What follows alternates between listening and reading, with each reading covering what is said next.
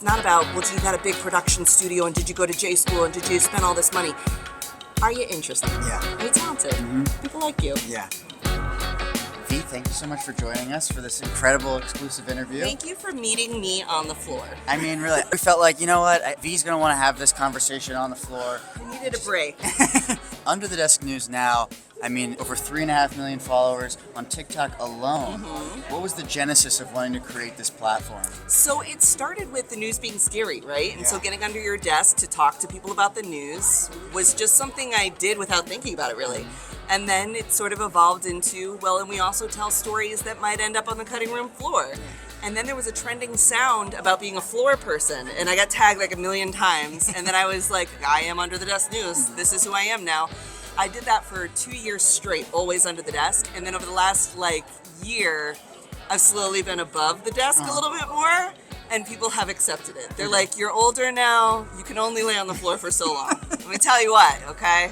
If I would have picked a posture initially, it might not have been laying on your elbows. But isn't it comforting though? Yeah, and I feel like I'm getting a little bit of a core workout You here get a little as well. core workout. Yeah, if you put your feet up, it will help.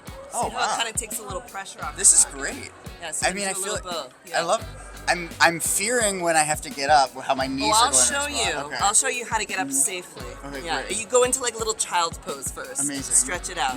What brought you to journalism? So I started during the pandemic making TikToks about how chefs could apply for PPP loans in shuttered venues. Amazing. Then that got into the policies that were being passed, and I had been a event planner and caterer in Washington, D.C., so I knew a lot of the politicians. And I think it just sort of naturally moved into my interests, which started off with culinary news, and then it sort of got into modern politics and just trying to help people make sense of the world. Yeah, and also I think what's so interesting and important is access. Yeah. Right? As a journalist, it's making sure that you have those sources, making sure you can check with those sources. What is that process like starting out and now at the point that Well, here's the thing. I think when people think of journalists and sources, they're always thinking about the top guy, right? Everybody wants Joe Biden at that time, or everybody wants the big celebrity. For me, it was always more interesting to talk to Joe Biden's digital staffer. I'm like, what's going on in here, girl? Tell me the tea, what's happening? Or to talk to a celebrity's driver, right? Those are the people who really get what the day-to-day is like. And I think that's what's sort of separated me from big J journalism, is the idea that it's not a sit down with the congressman. Well, it is now, but it started off with a sit down with the congressman's digital staffer. Yeah. So I think it's been fun to see how it's grown, but my favorite part of any news story is really just how it affects people. Yeah. So I'd rather talk to the people it's going to affect than necessarily the person writing the law. Yeah, and I think it makes an even bigger difference. Yeah. Truly. Yeah. It's these Humanize it. Yeah, and grounding it in a way where I think we've.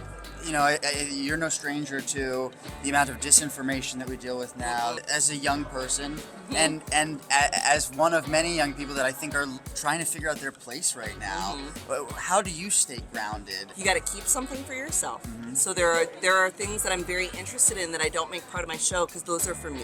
Yeah. Those are my special interests. And even being a creator, I don't put my family out there because that's for me. Those are for me.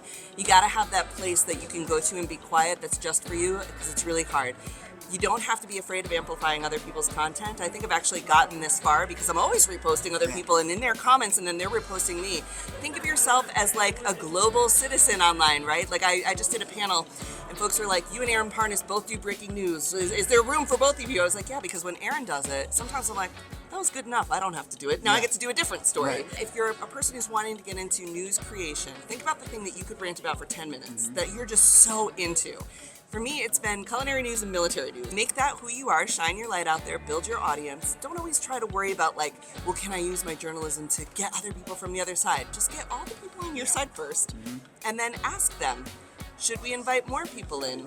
With Under the Desk News, it was a no. I could have 10 million followers if I didn't block all the haters because the promise to the audience is this is a safe space for news. Yeah. And that means the comment section is safe. So I think you just want to think about what do you want your day to be like and not what content do people want. Yeah. What do you want your day to be like and what can you provide to people and what's your promise to them, because that's what's going to be the longevity of your career. And I think the North Star, and I think an important thing that is your values, making sure that those show and that you don't compromise those as you continue to create and spread important information. Another thing I don't do is really use pictures or videos.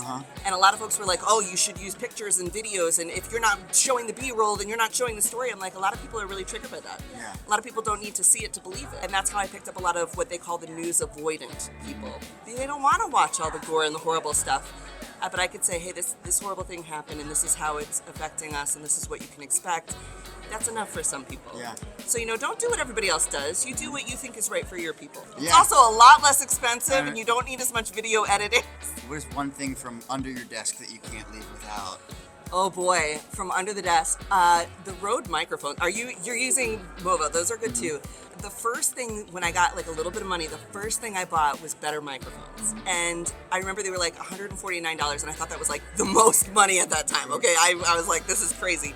But I invested in the sound because I knew that was the thing that was most important to the audience. Yeah. For some people, maybe it's lights or a better camera or something else. For me, it was the microphones. And Rode has been really good to me. I dropped my mic in an Etruscan well when I was in Italy, and I like made a video about how sad I was because it was like emotional for me, my first microphone. And they sent me a replacement. So it's like, and it's not a brand deal. They didn't even talk about it. So sometimes that kind of stuff I think is the big reward for being a creator. But yeah, definitely the microphones I think are the one thing that's special about my content. Good advice. Yes, Maybe hair gel, little hairspray. I agreed. It's all, want to make sure the aesthetics are showing. Yeah, you gotta look good, right? Breaking news, piece of material that you found that you were the most proud of seeking out or covering. The way that I covered the pullout of Afghanistan, I'm really proud of. A lot of my home community is military based, and when that was happening, it was really, really difficult. And it was the first time that I thought, you know what, I have to do what I know is right, even though it may be the end of my career. And it was to break that fourth wall and start handing out the veteran suicide hotline. Because people were watching what they just found to be horrible in the way that the news was covering it was like, if you ever served in Afghanistan, it was wasted. Well, that you can't take that in as a service member. I was really proud of the way we covered that, and the suicide hotline saw 237% increase in calls. Wow. So we genuinely saved lives, Yeah. and I think that kind of thing, in the midst of all of the news that comes out, is when you know that you actually help somebody. It gives you the strength you need to keep doing it. I'm so fortunate to be living in a time where I can see this do-it-yourself inventiveness in the journalism space. What's next for you? My goal is to be medium famous, which is like where I'm at now. I don't want to be super, super famous, okay? Because then you can't like go to the grocery store, and I love Wegmans, okay?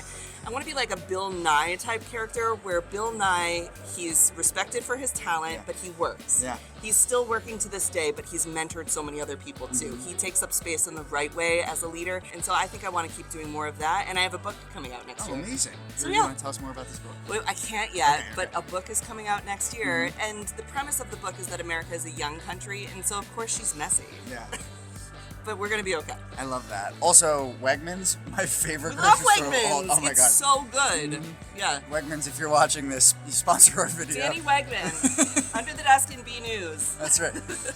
V, really, I can't thank you enough for taking the time Of to chat with course. us, Yeah. and you're gonna have to teach me your routine of getting up from All the right, ground here's down. how you get up. This is the skill. So now your back is spasming on shirt. You kind of like push up a little bit, and then you do one of these. Okay. And then you kind of gently roll up. That's smart. And you won't hurt yourself. Here we go. So yeah, gentle, slow, Doing bend your this. knees. Bending. Yep, stretch it out, little cat. Roll your back up. Each little vertebrae, roll. Loving. Now we're up, Oh my gosh. and then you get up. Yes, slowly, because your blood pressure is going to be wild from laying down. Amazing. You did it. Good job.